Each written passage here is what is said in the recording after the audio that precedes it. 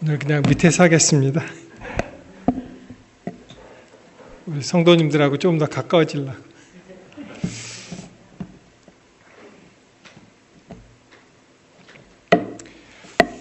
안녕하십니까? 네, 오래간만에 낮에 모이셨죠? 예. 우리 교회 사경에 오시는 우리 성도님들 다 환영합니다. 그래서 오늘부터 4일 안식일 예배까지 저녁에는 7시에 내일도 모레도 같이 모이고요. 그리고 안식일 오전에 11시 30분 우리 합동 예배죠. 이번에 같이 하시겠습니다. 오늘 제목은요, 나의 하나님이라는 제목으로 말씀을 드립니다. 잠언 16장 9절에 보시면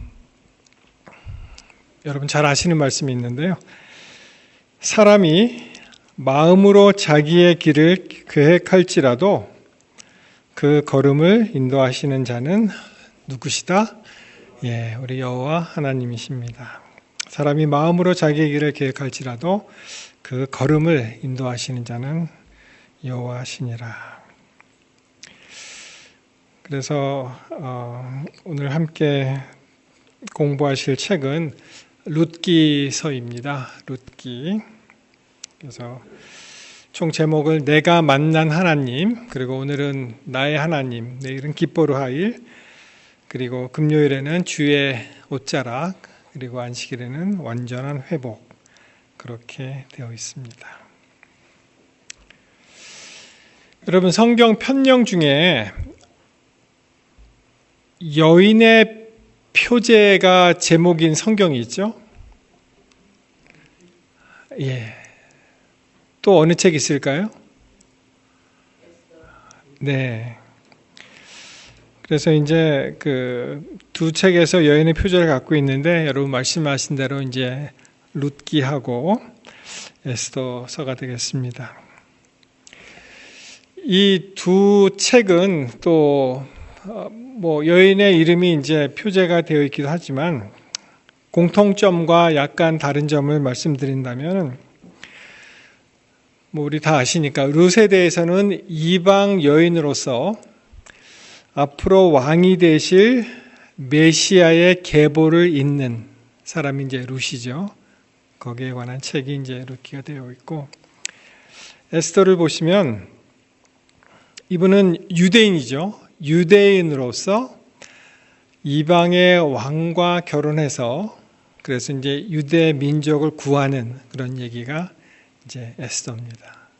한 사람은 이방인인데 메시아의 계보를 잇고, 다른 분은 유대인인데 이제 이스라엘 민족을 구하는 그런 얘기가 되겠습니다. 그래서 제가 오직 두 책만이 여인의 표제를 갖고 있다 그랬더니 어떤 분이 목사님 한 책이 더 있습니다 그러는 거예요. 처음 들어보시죠? 어떤 책이 또 있을까요?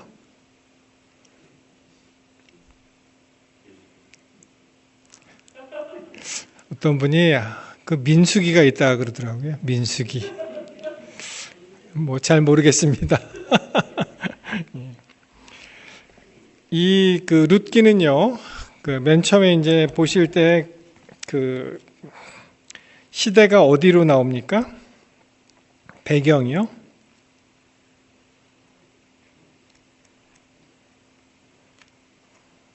예, 여호수아, 그 다음에 사사기, 그 다음에 이제 룻기 이렇게 나오죠. 그래서 맨 처음에 이제 사사 시대, 사사들의 치리하던 때 룻기 1장 1절에 그렇게 나옵니다. 여러분 그래서 이제 사사기를 읽으실 때 이제 룻기가 이제 같은 배경이니까 우리가 쉽게 배경 이해하는데, 이 사사 시대를 생각해 봤어요. 사사 시대를. 그랬더니 정말 그 사사들이 출연할 때마다 좀 죄송한 말씀이지만 좀 한심한 생각이 들었는데, 왜냐하면 보십시오. 이게 계속 사이클이 반복이 되는 거예요. 맨 처음에 이제 태평 세대가 있습니다. 모든 게 다 편해요. 먹을 것이 많습니다. 그러니까 사람들이 어떻게 됐을까요? 안타깝게 그때 계속 하나님을 찬양하면 좋았는데 이 사람들이 범죄하고 타락합니다.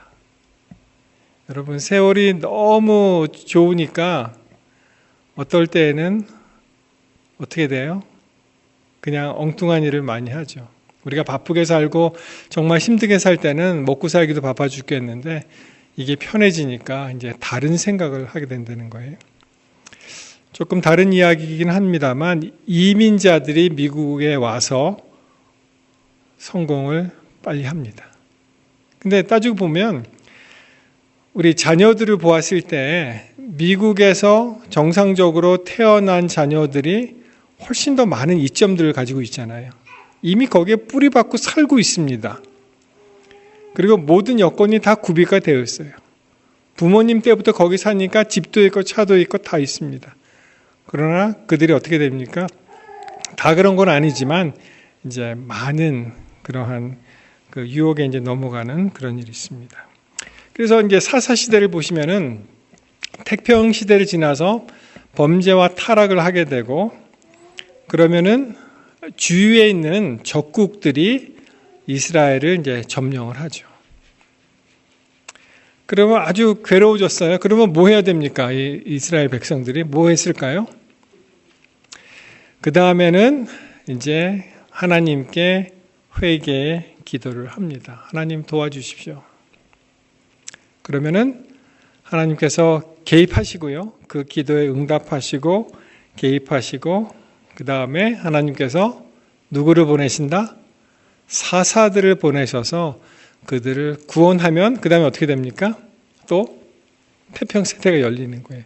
근데 사사기를 읽어보시면은 이 패턴이 계속 되는 거예요. 그냥 정신 못 차리고 교훈을 못 받고 이게 계속 패턴이 이렇게 계속 됩니다. 그래서 이 사사가 출현해서 이제 구원을 얻으면 다시 아주 평화로운 시대가 오면은 좀 지나다가 뭐 몇 년, 40년 지나다 보면은 또 타락하고 그러면 또 외적이 침입하고 그러면 회개 기도를 하고 하나님이 개입하시고 사사가 출현하고 사사들이 구원하고 다시 태평생대 온다. 그런데 이 사이클이요. 남의 얘기가 아닙니다. 구약시대 얘기가 아니에요. 바로 누구 얘기입니까? 저의 얘기예요. 그죠? 여러분의 이야기입니다. 그래서 정말 태평하고 모든 것이 풍요롭고 먹을 것이 많고 자녀들이 다 잘 되겠을 때 정말 하나님을 더 의지하고 기도하고 하지 못하고 어떠한 유혹이 들어온다? 우리도 범죄와 타락으로 빠지게 되고 그러면은 시험이 옵니다. 그럼 우리가 회개 기도를 하나님께 하죠. 그럼 하나님이 그 기도를 들어주시죠. 그리고 거기서 우리를 구원하시는데 이 패턴이 계속 되는 거예요, 사실은. 우리가 마치 출애굽기를 읽으면은 야, 이스라엘 백성들 답답하다 그런 생각 안 들으세요? 그렇게 많은 수많은 기적이 있고 그렇게 많은 하나님의 인도하심을 받았는데 그들이 어떻다? 나중에는 또 하나님을 불신하는 그런 일이 있지 않습니까? 그래서 이 룻기의 배경을 보시면 사사기 21장 25절 그때 이스라엘의 왕이 없으므로 사사시대요. 왕이 없었죠. 사람이 각각 그 소견에 옳은 대로 행하였더라. 여러분 이 성경절 말씀이 좋은 말씀입니까? 좀 이상한 말씀이에요. 이스라엘의 왕이 없기 때문에 사람이 나는 이렇게 생각해. 내 소견은 이래. 그리고 그들이 스스로 판단해서 옳은 대로 했다는 거예요. 그런데 잘 보시면은 이스라엘의 왕이 없는 거는 맞아요. 근데 실질적으로 왕이 진짜로 없었을까요? 누가 왕이었습니까? 그때 이스라엘 사사시대에. 하나님이 계시잖아요. 하나님이 계심에도 불구하고 그들이 그냥 자기 멋대로 그렇게 이제 따르는데 그때 이 같은 시대 사사기하고 룻기 같은 시대에 룻이라는 나오미 가정, 엘리멜렉의 가정을 통해서 이러한 믿음을 가진 가정이 있다라는 것을 보여주는 것입니다. 이렇게 사람들이 각각 자기의 소견이 옳은 대로 자기 생각대로 살지 않고 어떻게 해요? 정말 하나님을 진실하게 믿는 가정을 사사기 다음에 룻기를 통해서 이제 소개합니다. 그래서 여러분 잘 아시는 룻기 1장 16절에 있는 말씀, 이 룻의 고백이죠. 신앙 고백. 나로 어머니를 떠나며 어머니를 따르지 말고 돌아가라 강권하지 마옵소서. 어머니께서 가시는 곳에 나도 가고 어머니께서 유숙하시는 곳에서 나도 유숙하겠나이다. 그리고 뭐라 그럽니까? 어머니의 백성이 바로 나의 백성이 되고 어머니의 하나님이 누구의 하나님? 바로 나의 하나님.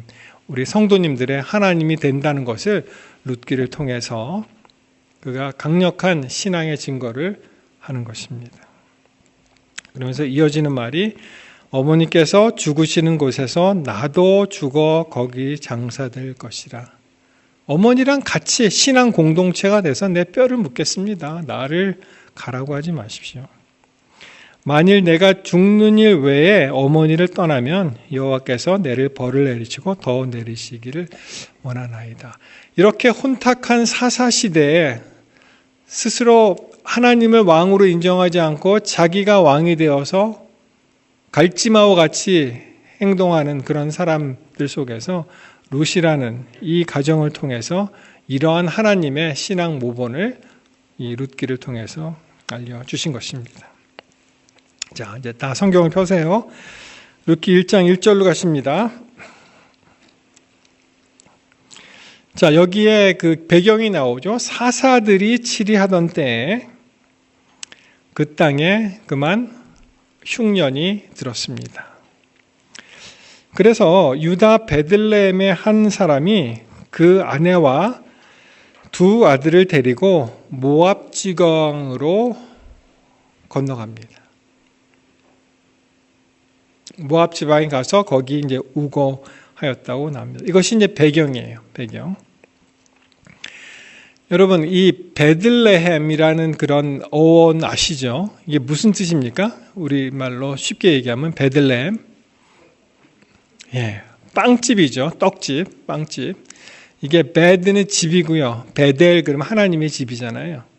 레헴이라는 것은 이게 뭐 미국식으로 얘기하면 bread입니다. bread. 우리나라 말은 떡으로 많이 되어 있는데 사실 떡은 우리가 가끔씩 먹잖아요. 주식은 아니잖아요. 그래서 사실은 밥집에 더 가깝습니다. 그렇죠? 예수님이 그 시험을 받으셨을 때 이 돌들로 떡들이 되게 하라라고 번역은 하지만 영어로는 이게 이제 브레드잖아요. 뭐 돌을 보면은 이게 빵같이 생겼잖아요. 그러니까 it's okay. 근데 돌을 보면은 이게 밥보다는 떡에 가까운 것 같아요. 그러니까 이제 이 돌들이 떡덩이가 되게 뭐 이렇게 하라 그렇게 하는 그런 얘기가 나옵니다. 그래서 아이러니하게도 이 빵집에서 음식 창고인 이 베들레헴에서 어디로 갔다? 모압 지방으로 이제 가서 거기에 이제 지내게 됩니다. 잠깐 도표를 보시면은요. 이스라엘의 이제 그 왼쪽에 파란 부분이 이제 대서양이죠. 대서양이고 성경에는 대해 이렇게 나옵니다. 큰 바다. 그리고 그 위에 있는 작은 그 파란 점이 갈릴리 호수, 뭐 갈릴리 바다라고도 되어 있는데 제가 그 세미나리에서 수학할 때 왜 이스라엘에서는 갈릴리가 호수인데 왜 바다라고 뻥을 쳤느냐 그렇게 물어봤거든요. 그랬더니 교수님이 하시는 말씀이 이게 바다 호수 구별이 없이 물이 많다 그런 뜻이래요. 그래서 이제 우리 말로는 그냥 바다 이렇게 그 해석을 했다 그렇게 말씀하시는데 그 밑에 있는 것이 이제 사해죠. 사해 또는 염해 그렇게 되어 있습니다. 그래서 베들레헴에서 사해 동편 모압 지방으로 이제 갔다 그렇게 보시면 됩니다. 여러분 성경 공부를 하실 때 이렇게 그 지도를 같이 이렇게 펴놓고 하시면은 그러면 참 실감 나게 공부하실 수가 있습니다. 모든 지명을 우리가 다 찾아서 할 수는 없을지라도 만약에 성경이 한글로 쓰여진 성경이었고 그 배경이 대한민국, 우리 남한이었다면 어땠을까요? 그러면 더 실감이 났을 것 같아요. 제 생각에. 예수님이 서울을 떠나셨다. 그래서 대전을 찍고 대구를 거쳐 부산으로 가셨다. 그럼 얼마나 이게 생생하게 들어옵니까? 그래서 여러분 공부하실 때 성경책 옆에 그 성서 지도라고 있습니다. 성서 지도를 이제 하나 구비하시든지 아니면 인터넷에 찾으셔갖고 이렇게 보시면은 굉장히 좀 쉽게 이렇게 기억하실 수가 있는데요. 자, 이스라엘 지도가 여기 있죠. 이스라엘이라고 써 있는 게 잘 안 보이시죠? 예, 이스라엘, 대충 여기가 이스라엘을 치고 그 지역이요. 쭉 나와 있는데, 여러분 언제 어떻게 외우시냐면은, 이스라엘, 그 다음에 이집트 있죠. 애굽이라고 써 있는 에집트. 그래서 이제 에집트라고 봤을 때, 그러니까 이집트, 이로 시작되니까 에집트라면은 그 다음에 이제 밑에서부터 위로 올라가는 거예요. 그래서 입모양이 에집트 하니까 그 다음에 뭐가 나옵니까? 요 땅이 에돔이 되는 거예요. 이제 서에서 동으로 와서 위로 올라갑니다. 그러면은 에돔 그러면 이게 오음으로 끝나잖아요. 그래서 그 다음이 모압이 되는 거예요. 쉽죠? 에집트, 에돔, 모압. 그 다음에 압으로 끝났잖아요. 그러니까 그 위가 뭐가 됩니까? 거기가 암몬이 됩니다. 그래서 이제 머릿속으로 이제 지도를 보시고, 이집트, 그 다음에 에돔이 그 동편의 밑에 에돔, 그 다음에 모압, 그 다음에 아합이니까 암몬 이렇게 됩니다. 그래서 이 이스라엘 중에서 이 예루살렘하고 이 베들레헴은 상당히 가까운 그런 거리에 있습니다. 그 성소의 땅을 이제 뭐 가보신 분이 계시겠지만 가시면은 베들레헴은 팔레스타인 지역이에요. 그래서 이스라엘에서 버스를 타고 가는데 그 과정에 사람은 안 바뀌고 버스도 보통 이제 팔레스타인 기사가 이제 운전을 하니까 버스도 안 바뀌는데 가이드가 바뀝니다. 이게 다른 날. 그래서 어떨 때는 여권을 가지고 오세요. 뭐 여권 검사는 안 하는데 혹시 그럴 일이 있다. 그런 얘기를 합니다. 근데 이 예루살렘 그리고 베들레헴 그 지역에서 어디로 갔다고요? 이 가족이 바로 모압으로 이제 가서 말하자면 이제 이민 생활을 시작한 것입니다. 그래서 제가 룻기를 좋아하는 이유 중에 하나가 우리랑 처지가 비슷한 것 같아요. 우리도 힘들게 이민 생활하고 있는데 이 가정이 어떻다? 본국을 떠나서 이제 모압으로 와서 이민 생활을 시작했다. 2절을 보시겠습니다. 2절 보시면은 여기에 이제 가장의 이름이 나옵니다. 그 사람의 이름은 누구라고요? 엘리멜렉, 그 아내의 이름이 나오미. 여러분, 나오미는 한국 사람인 거 아세요? 나오미야, 그래서 나오미래요. 나시의 성을 가진 그냥. 그리고 거기에 이제 두 아들이 있죠.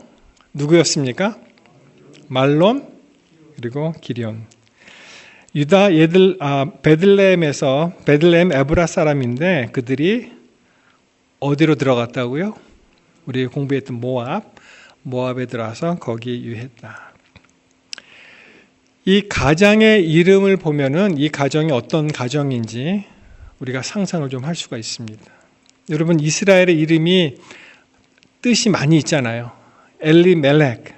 그러면 이게 무슨 뜻 같습니까? 엘리멜렉. 여러분 엘 하면은 하나님이란 뜻이고요. 멜렉 그러면 이것이 king 왕이란 뜻입니다. 그래서 이 엘리멜렉 하면은 God is king 한글로 번역하면은 하나님은 왕이시다. 여러분 아까 그 사사기 말씀드렸죠. 21장에 보시면은 그 당시에 어때요? 왕이 없으므로 어떻게 했다고요? 자기의 소견대로 옳은 대로 행했다고 되어 있잖아요. 자, 여기 보십시오. 이 가장 이름 자체가 무슨 소리야? 하나님이 왕이시다 그런 뜻입니다. 왕이 없다고? No. God is king. 엘리멜렉. 그래서 엘이 들어가면은 하나님과 연관되는 게 많습니다. 그렇죠? 엘이 앞에 붙을 수도 있고요.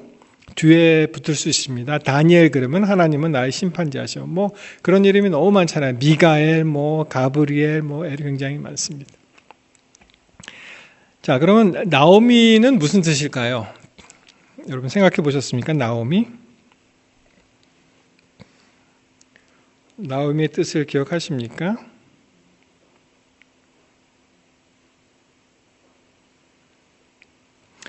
1장 20절에 보시면,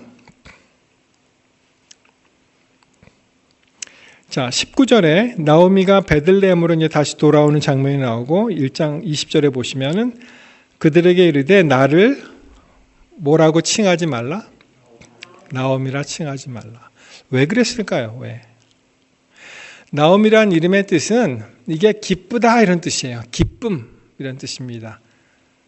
pleasant, 기쁜 거죠. delightful, 아주 좋은 겁니다. lovely, 사랑스럽고 delight, delightful, pleasant, 그 다음에 surpass in beauty, 굉장히 아름다운 것. 그것이 이제 나오미의 뜻인데 여기 뭐라고 되어 있어요? 나오미가 다 모든 것을 잃고 돌아오잖아요. 그러니까 사람들이 뭐라 그러겠어요? 누가 왔다? 나오미가 왔다. 나오미가 왔다. 기쁨이 왔다. 그러니까 나오미가 no, 나를 나오미라고 다시 부르지 말라. 그래서 이제 나오미의 뜻이 그런 이 기쁨 이런 뜻이 되겠습니다. 자, 두 아들이 있죠. 이름이 어떻게 됩니까? 하나는 말론이고 하나는 기럨. 그렇죠? 근데 그 아들의 이름들은 조금 심상치가 않아요. 마치 미래의 어떤 일을 보여주듯 또는 후대 사람이 그렇게 이름을 나중에 지었다 싶을 정도로 그런 이름을 갖고 있는데 이 말론은 병약하다 이런 뜻입니다. 말론이요. sick, 아프다, 병약하다 이런 뜻이고 기럨은 어떤 또 뜻이냐면은 이게 낭비라는 뜻입니다. 낭비한다 할 때. 그래서 아들 이름을 왜 저렇게 이상하게 지었을까요? 여러분 이상하지 않으세요? 우리가 그 역대상에 나오는 그 야베스의 기도 많이 듣고 배우셨죠? 야베스도 그게 무슨 뜻이라고요? 그 사람이 이게 페인이잖아요. 페인, 아픔, 고통. 그래서 어떤 경우에는 다 지난 다음에 그 사람들의 인생을 통해서 이름을 거꾸로 짓지 않았나 그렇게 생각할 정도로 누가 자기의 아름다운 그 어여쁜 아이들한테 너는 병약이야, 너는 낭비야, 너는 고통이야, 뭐 그렇게 지는 사람이 어디 있겠어요, 그렇죠? 뭐 비슷한 거는 또 있습니다. 우리 한국 정서에 그 노태우 대통령 할 때 우자가 무슨 우자인지 아세요? 그냥 어리석다 그런 뜻입니다. 근데 뭐 혹시 미신하고 좀 관련이 되지 않았나 싶어요. 그래서 예를 들어서 너무 귀한 아들이 나오면은 그냥 이름을 함부로 막 짓는다잖아요. 그냥 열심히 살으라고 그렇죠. 이렇게 밖에다 풀어놔도 방목해도 잘 죽지 않고 뭐 하여튼 그런 말이 있는데 보시면은 이 병약하다, 기련이다 하여튼 이름처럼 그렇게 됐어요. 보면은 여기에 성경을 보시면은 그들이 왜 갑자기 죽었는지 나와 있지 않지만 하여튼 뭐 말로는 참 아프다, 시름시름 아프다 죽었을 수도 있고요.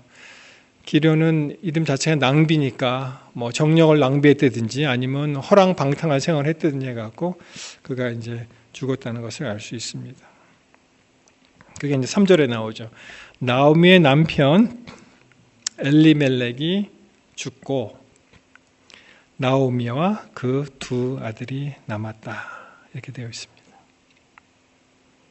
여러분 생각해 보십시오. 우리가 미국에 참 힘들게 예전에 오실 때는 뭐 우리 선배님들 말씀 들어보니까 대한민국에서 외화를 절약하기 위해서 한 200불을 들고 오셨다 그래요. 지금의 200불의 가치보다는 뭐 많았겠지만 요즘 앤드루스에 오는 학생들은 다 부자 같아요. 제가 보니까 그냥 막 와서 집 탁 사고, 그리고 하숙 같은 거, 홈스테이 같은 거 막 하고, 그거 하려니까 차도 좋은 곳도 막 사고 막 그러는데, 보시면 미국에 왔는데 그만 어떻게 됐다고요? 가정에 책임을 지는 큰 기둥인 남편이 이제 돌아간 것입니다. 그리고 두 아들이 남았다고 되어 있습니다. 절망적인 사건이겠죠. 그렇죠? 자, 4절로 가시면은 이제 며느리의 이름이 나옵니다. 그들은 모압 여자 중에서 아내를 취하였는데 하나의 이름은 오르바, 그리고 다른 사람의 이름이 이 책 제목인 룻이었더라. 룻, 그렇게 되어 있습니다. 그런데 보니까 한 10년 다음에 또 무슨 일이 일어나는 것 같아요. 10년 즈음에 이렇게 나오죠. 참고로 여러분, 오르바는 무슨 이름의 뜻인지 아세요? 오르바? 오르바의 이름 뜻은 뒷목 또는 등, back 이런 뜻이라고 해요. 오르바가. 근데 여러분, 이 오르파 발음을 좀 잘 하셔야 됩니다. 왜냐하면은 미국에 오프라라는 사람이 있어요. 그래서 P하고 R하고 살짝 바꾸면은 그러면 또 이상한 이름이 됩니다. 근데 아무튼 이 오르바라는 학자들은 뭐 물론 그 모압의 이제 그 언어겠죠. 거기서 이제 뒷목 등이다. 그래서 아마 어쩌면 오르바는 뭐 우리가 그렇게 읽으니까 또 그렇게 생각될지는 모르지만 그냥 어머니가 가라 그러니까 어떻게 해요? 탁 뒤돌아서서 그냥 갑니다. 뭐 슬퍼는 했겠죠. 그렇지만은 뭐 조금 미련을 덜 잡고 이제 가는 것이 이제 오르바였습니다. 룻은 어떤 뜻이 있을까요? 룻. 학자들은 이 룻에 대해서는 우애다, friendship, 친구애, 그리고 친구다 이런 뜻이 있습니다. 그렇게 얘기합니다. 그래서 룻은 참 이름이 뜻이 좋죠.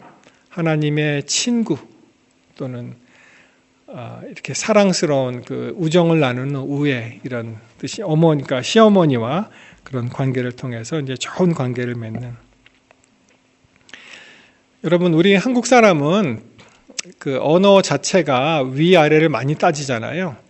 그래서 영어에서는 남자 형제, 이 형 동생 뭐 상관없습니다. brother 하면 끝이는데 한국 사람은 뭐라 그래요? 쌍둥이가 태어났다 그러면 뭐라고 물어봅니까? 누가 형이에요? 이렇게 물어보죠. 누가 언니예요? 이렇게.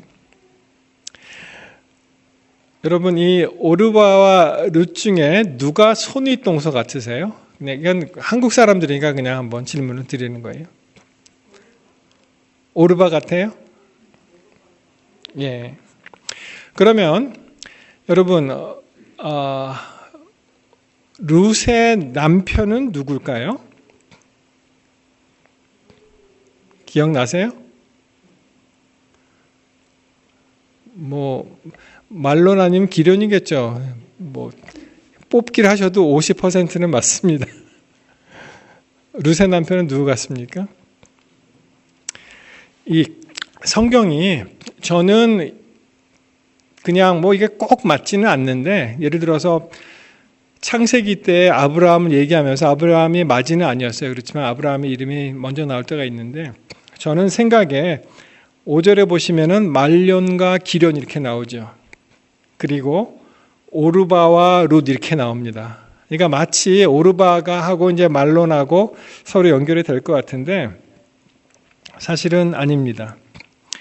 4장에 가시면 이제 나오는데 여기 확실히 나오죠. 말론의 아내 누구예요? 모압 여인. 둘 다 모압 여인이죠. 룻을 사서 이렇게 나옵니다. 그러니까 말론하고 룻이 같이 가는데 근데 항상 말론, 기련, 오르바, 룻 이렇게 되니까 그렇게 이제 미스매치가 이제 되는 것 같은데요. 1장 5절에도 보시면은 말론과 기련 두 사람이 다 죽고 그 여인은 두 아들과 남편의 뒤에 남았더라. 여러분이 5절은 너무너무 슬픈 그런 장면이죠, 사실 그 고대의 남자들의 그 역할은 대단했잖아요. 모든 책임을 지는 그런 사람들이 어떻게 됐다고요? 엘리멜렉이 돌아갔고, 그 다음에 말론과 기련 다 죽고, 시어머니와 며느리 둘만 남았다는 겁니다. 와, 어떻게 이런 일이 일어날 수가 있겠습니까? 마찬가지로 우리도 이제 다 미국에 오셨는데, Welcome to the United States. 여러분, 요 사진은 그 LAX라는 LA의 그 공항 관문에 들어오시면은 그 이미그레이션 나오기 전에 나오는 겁니다. 그래서 Welcome to the United States 이렇게 딱 나오면서 어떨 때는 대통령 얼굴도 이렇게 놓고 했는데 아마 트럼프 때는 그게 없어진 것 같더라고요. 이렇게 우리의 생활에 대입해 보면은 이민을 막 왔는데 남편을 잃은 것도 기가 막힌데 두 아들 잃어버렸잖아요. 그러니까 이 가정에 희망이 있겠습니까? 없겠습니까? 남편과 두 아들을 잃어버렸다는 것은 그야말로 전부를 잃어버린 거나 마찬가지죠. 그 이야기, 이러한 절망 가운데서 하나님이 이렇게 신실히 하나님을 믿고자 정말 갈구했던 이 아름다운 가정에게 어떻게 은혜를 베풀어 주셨는가가 나오는 것이 바로 이 책입니다. 근데 여러분 이 두 며느리 모압 여인을 이제 며느리로 받아들이게 되었는데 여러분은 어떻게 생각하세요? 뭐 거부감 같은 거 없으십니까? 저는 왜 뭐 그럴 수밖에 없고 이제 모압 땅에 가서 사니까 모압 여인으로부터 이제 그 며느리감을 얻게 되었는데 제 마음속에 어떤 게 있냐면은 이게 괜찮은가 정말 그런 생각을 하게 되었고요. 그 이유 중에 하나는 이스라엘 백성이 모압이라는 그 사람들하고는 굉장히 좀 악연이 있었습니다. 그렇죠? 민수기 25장에 보시면은 우리가 기억하죠. 이 시딤에 머물렀을 때 그 백성이 모압 여자들과 이제 음행을 했다는 그런 이제 장면이 나오고 뭐 계속해서 이스라엘 백성을 괴롭혔던 그런 족속이고 하는데 어떻게 모압 여인을 며느리를 삼은 거는 오케이. 그런데 하나님께서 어떻게 그 여인을 계속 또 하나님의 뜻을 위해서 그렇게 인도하셨을까? 또 하나는 이런 게 있습니다. 신명기 23장 3절에 보시면 암몬 사람과 모압 사람은 여호와의 총회에 들어오지 못한다. 뭐 꼭 집어서 얘기하시고 그들에게 속한 자는 10대뿐 아니라 뭐라고 돼 있어요? 영원히 여호와의 총회에 들어오지 못한다. 그러니까 이 모압 여인의 이 삶하고 이 성경절하고 잘 안 맞는 것 같아요, 이게. 아니, 보면은 굉장히 단호하게 말씀하셨잖아요. 영원히 여호와의 총회에는 들어오지 못해. 이렇게 되어 있는데, 모압 여인과 결혼하고 그 여인을 통해서 이제 말하자면 이제 메시아의 이제 계보가 거기 계속되는 거죠. 그래서 한번 찾아보았습니다. 이걸 어떻게 좀 이해하면 좋을까? 모압 여인과의 결혼을 어떻게 이해할 수 있을까? 여러분들은 이 대목을 읽으시면서 어떤 생각을 하셨습니까? 어떻게 이해하셨어요? 먼저 여호와의 총회에 대해서 우리 학자들은 이렇게 풀이를 합니다. 이것은 어떠한 공식적인 회중이라기보다는 어떤 지도자의 위치의 자격을 의미하는 것이 아니겠는가? 지도자. 그러니까 뭐예요? 모압 사람들은 이제 지도자가 될 수는 없다. 그렇게 이제 이해를 하고요. 그 다음에 특별히 그런 지도자의 위치라고 생각했을 때 여인들은 이 범주에 포함되지는 않았다. 그렇게 이제 생각을 하는 거죠. 여러분, 이방 여인과 결혼한 경우가 있죠. 성경에 보시면은 전쟁 중에 여자 포로와 이방 여인이죠. 포로와 결혼한 그러한 내용이 나옵니다. 대표적인 것이 이제 신명기에 나오는데요. 21장 11절로 14절. 그리고 이방 여자들과 결혼하지 말라고 한 그 내용에는 이제 가나안 족속에 대해서 말씀을 많이 하셨는데 모압은 사실 가나안 족속은 아니었습니다. 그래서 이 성경처럼 한번 살펴보시겠습니다. 신명기 21장 10절에 보시면 내가 나가서 대적과 싸움함을 당하여 내 하나님 여호와께서 그들을 내 손에 붙이심으로 내가 그들을 사로잡은 후에 내가 만일 그 포로 중 아리따운 여자를 보고 연련하여 아내를 삼고자 하거든 그를 내 집에 데려갈 것이요 그는 그 머리를 밀고 손톱을 베고 또 포로의 의복을 벗고 내 집에 거하며 그 부모를 위하여 1개월 동안 애곡한 후에 내가 그에게로 들어가서 그 남편이 되고 그는 내 아내가 될 것이다. 이렇게 만약에 결혼을 하게 되면은 이렇게 하는 절차를 이제 주셨고요. 그리고 또 안전장치를 하나 하셨는데 만약 그렇게 살다가 이제 도저히 같이 못 살게 됐을 경우에 이렇게 얘기합니다. 그 후에 내가 그를 기뻐하지 아니하거든 그 마음대로 가게 하고 결코 돈을 받고 팔지 말지라 내가 그를 육보였은즉 종으로 여기지 말지니라. 함부로 버리지 말라는 뜻이죠. 만약에 가고 싶어 하면은 보내줘야 되고 그를 돈 주고 팔지 못하게 하고요. 그리고 그는 종이 아니니까 종처럼 여기지 말라. 이렇게 이제 안전장치를 신명기 21장에 이제 그 신명기는 이제 새로 들어갈 땅에 관한 생활 지침이 많이 나오잖아요. 그렇게 이제 정리를 하셨습니다. 그래서 이제 이방인과의 결혼 금지는 우리가 어떻게 생각할 것인가? 그것도 이제 신명기 7장에 보시면은 집중적으로 가나안 족속에 관해서 굉장히 많은 말씀하셨는데 내 하나님 여호와께서 너를 인도하사 내가 가서 얻을 땅으로 들이시고 내 앞에 여러 민족 헷, 기르가스, 아모리, 가나안, 브리스, 히위, 여부스 너보다 많고 힘이 있는 7 족속을 쫓아내실 때에 뭐라고 하십니까? 내 하나님 여호와께서 그들을 내게 붙여 서로 치게 하시리니 그때 너는 그들을 진멸할 것이라.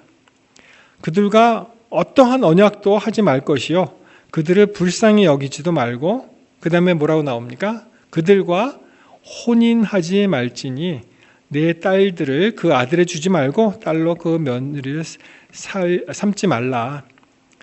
그가 내 아들을 유혹하여 그로 여호와를 떠나고 다른 신들을 섬기게 하므로 여호와께서 너희에게 진노하사 갑자기 너희를 멸하실 것이라. 그래서 요약하면은 이방인의 결혼에 대해서 이 가나안 7족속을 배제했고요. 그 다음에 우리가 아시는 대로 개종한 이방인의 경우 룻과 라합 이런 예가 있죠. 가나안 7족속 아니고 룻과 라합. 특별히 그러한 경우가 있고 또 하나는 그렇지만 절대로 어떤 신앙의 타협에 있을 수는 없다 이렇게 생각을 합니다. 여기 질문이 하나 있죠. 사실은 개종한 이방인에게 룻과 라합. 그러면 라합의 경우는 어떻게 됐을까? 라합은 혹시 가나안 7족속에 포함되지는 않았을까? 한번 그것도 한번 연구해 볼 문제라고 생각을 합니다.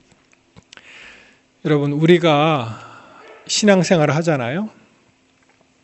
그때 우리가 깨달아야 할 것은 저는 개인적으로 이 엘리멜렉의 가정이 그 당시 상황에서 가장 최선의 선택을 했다고 생각을 해요.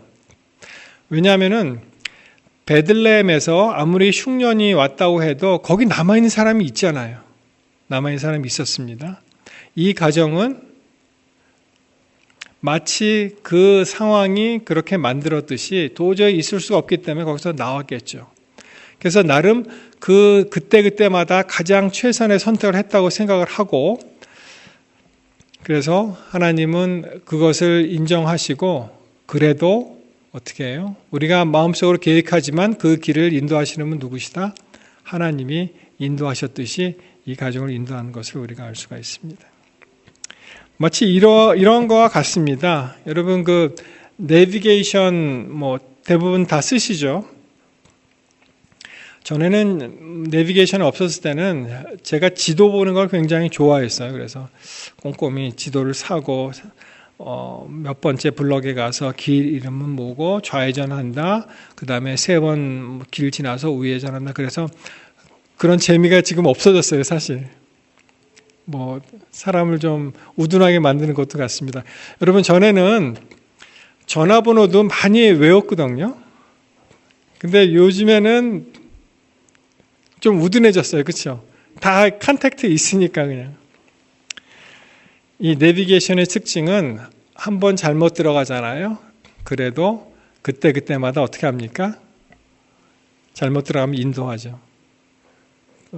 리라우팅 하면서 이렇게 가라 저렇게 가라. 그래서 목적지로 이제 안내를 합니다. 그래서 우리 마음에 자기의 길을 우리가 계획하잖아요. 그래도 그 걸음을 인도하시는 분이 바로 하나님이시라는 걸 여러분 믿게 되시길 바랍니다. 혹시 우리가 잘못된 선택을 했을지라도 우리의 마음이 하나님께 가 있으면은 하나님께서 내비게이션 같이 다시 정로로 인도하실 줄 믿습니다.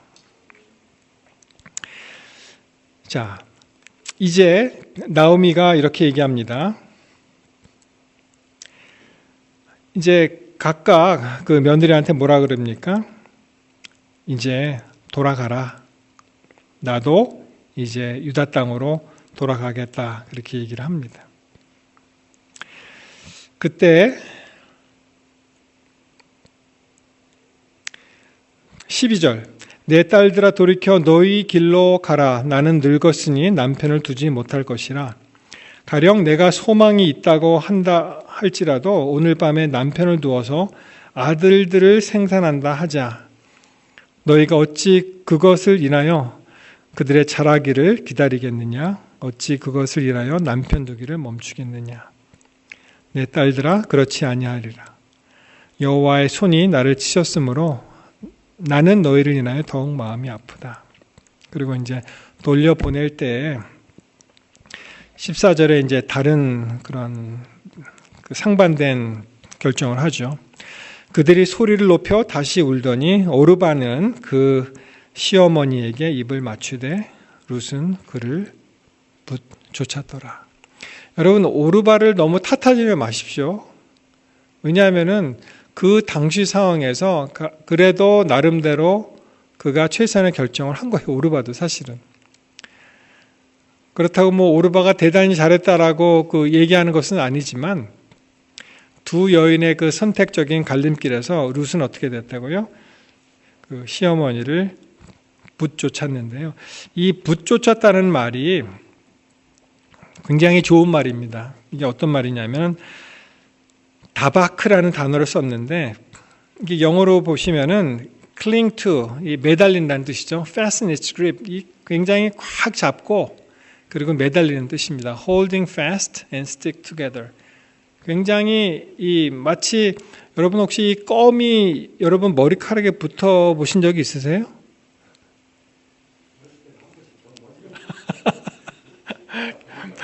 경험하시는군요.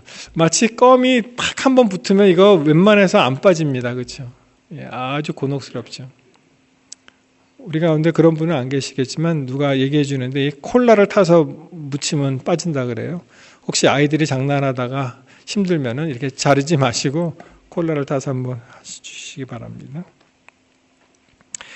그래서 여기서 이제 보시면은 이 룻이 그 시어머니를 붙쫓았잖아요.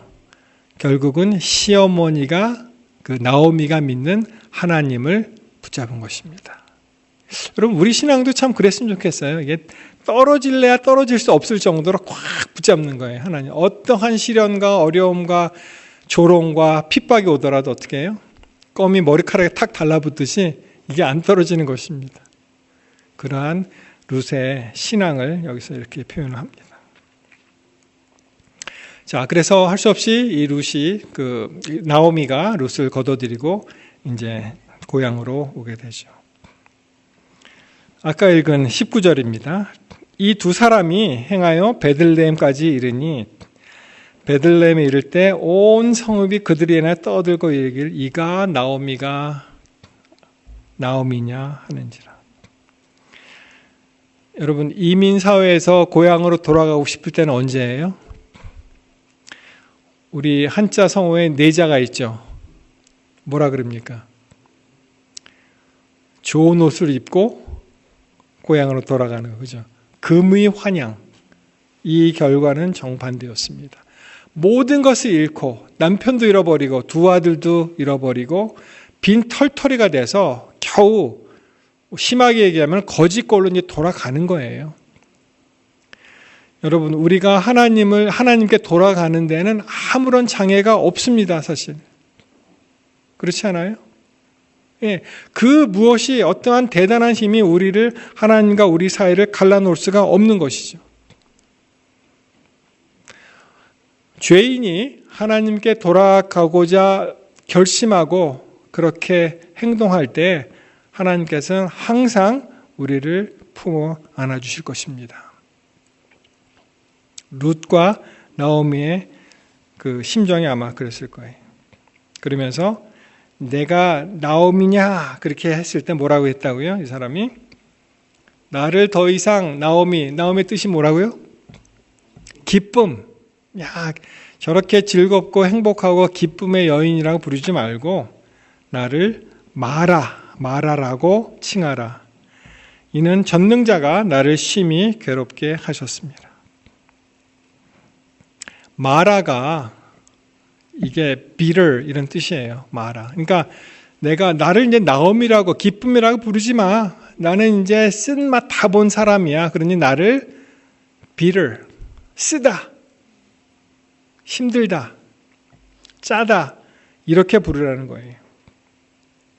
근데 여러분 이 마라가 어디서 많이 보시지 않았어요? 마라라는 단어가 출애굽기에 나오죠. 예. 출애굽기에 마라 이게 모음이 자음이 같습니다. 그렇죠? 마라. 이게 bitter 또는 이제 짠물. 여러분 그 사건 아시죠? 출애굽기 15장 23절에 보시면은 이스라엘 백성이 이제 홍해를 건너서 이제 사흘길을 지나가는데 이게 마실 물이 없는 거예요. 그래서 딱 보니까 샘을 발견을 했는데 마라에 이르렀어요. 근데 어땠다고요? 그 물이 써서 bitter, 짜서 마시지 못하겠다. 그래서 그 이름이 마라라고 된 거예요. 그러니까 나오미 심정에 나를 이제 나오미라고 더 이상 부르지 마. 나는 이제 마라야. 나는 진짜 내 인생이 이렇게 써. 그렇게 이제 부르라는 것인데 여러분 그 마라의 기적 아시죠? 다 기억하시죠? 뭐라고 나옵니까? 출애굽기 15장 25절을 보시면은 모세가 여호와께 부르짖었더니 여호와께서 그에게 한 나무를 지시하시고 그가 물에 던짐에 물이 어떻게 됐다고요? 이 짠물이 쓴물이 달아진 거예요. 달아졌더라. 거기서 여호와께서 그들을 위하여 법도와 율례를 정하시고 그들을 시험하셨다. 여러분 이 나무가 무슨 나무일까요? 무슨 상징입니까? 우리의 이 고해 같은 이 쓰디쓴 우리의 삶 속에 십자가의 예수님이 임하시니까 우리의 삶이 어떻게 됐다는 것입니까? 활력이 넘치고 다시 한번 생명수를 맛보는 것 같은 그러한 기쁨의 그러한 신앙인이 되지 않습니까? 그래서 이 나무를 던지셨다는 것은 앞으로의 그 예수 그리스도가 어떤 일을 행하실지를 보여주시고 똑같은 그런 일을 행하신 우리 주님이 이 고해와 같은 이 세상을 살아가는 우리들에게 예수님의 십자가를 붙들라고 우리를 초청하십니다. 여러분 오늘도 참 힘드셨죠? 여러 가지로 우리 직장 생활도 그렇고 또 살기가 참 나날이 고달프고 가스값은 또 있는 대로 올라가고 그렇죠? 힘드셨죠. 그렇지만 그럴 때일수록 우리는 예수님의 십자가를 붙잡아야 됩니다. 우리의 이 쓰디쓴 인생이 달아질 수 있는 단 인생이 될 수 있는 것은 단 한 가지, 예수 그리스도의 십자가의 힘으로 우리가 그렇게 될 수 있다는 것을 믿게 되시기 바랍니다. 그 출애굽기에 있는 말씀 보시면 그 마라 그 다음에 그 십자가를 통해서 그 이후에 어떻게 됩니까? 그들이 이제 엘림으로 갔어요. 그랬더니 거기는 12샘이 있어요. 12. 그리고 종려나무가 70주가 있어서 충분히 많은 사람들이 물을 마시고 그리고 그늘에서 쉴 수 있는 그런 장면을 여기 두십니다. 마찬가지입니다. 우리가 쓰디쓴 인생의 고해와 같은 삶을 통해서 예수님을 만나고 예수님께서 한없이 부어주시는 그러한 아름다운 축복의 그 말씀 속에 여러분 모두가 거하게 되시기를 바랍니다. 고린도서 1장 18절에 보시면은 십자가의 도가 멸망하는 자들에게는 미련한 것이죠. 그러나 구원을 얻는 우리 모두에게는 하나님의 능력이 된다는 것입니다. 그럼 참 너무 기쁘지 않으세요? 우리를 홀로 두지 아니하시고 예수님이 항상 우리 삶 곁에서 삶 속에서 여러분과 저를 위해서 봉사하시고 사랑하시고 부두마 안으시고 우리 길을 인도하신다는 것을 여러분 꼭 기억하게 되시기를 바랍니다. 우리 예수님 다시 오십니다. 여러분 오늘 말씀을 줄이면서 정말 그 나오미가 당했던 그 어려운 시련 그런 고통을 신앙을 통해서 그가 이겨냈듯이 우리도 마찬가지로 예수님 우리를 홀로 두지 아니하시고 주님이 함께 동행하시고 인도하시고 또 우리 삶 속에 계실 때 충분히 하나님의 섭리와 아름다운 사랑이 여러분의 각 가정마다 넘치게 되시기를 이 시간 바랍니다. 이 시간 다시 한번 모든 우리 성도님들의 가정과 자녀들에게 복을 주시고 또 끝까지 우리 예수님 향해서 우리가 전진하게 되시는 우리 모두가 되시기를 바라면서 말씀을 마치겠습니다.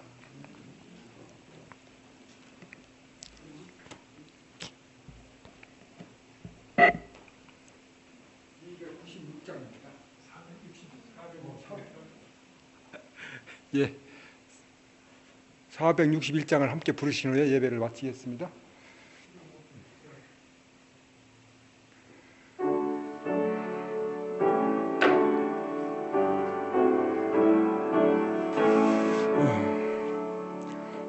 오직 주만 높임을 받으시고 오직 주만 내 앞에 계시고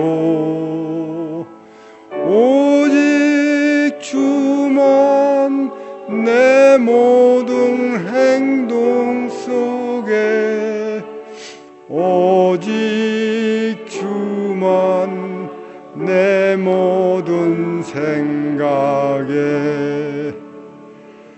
오직 주만 내 슬픔 달래시며 오직 주만 내 눈물 씻으리 오직 주만 내 짐을 져주시며 오직 주만 두려움 쫓으리 그리스도 세상의 빛 되시고 그리스도 내 구원 되시고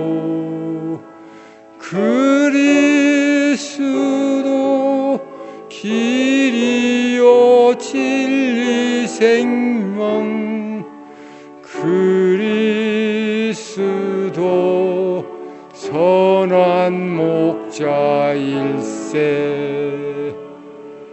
오직 주만 내 필요 채우시고 오직 주만 내 힘이 되시네. 그리스도 내 몸과 심령 속에 그리스도 이제와 영원히.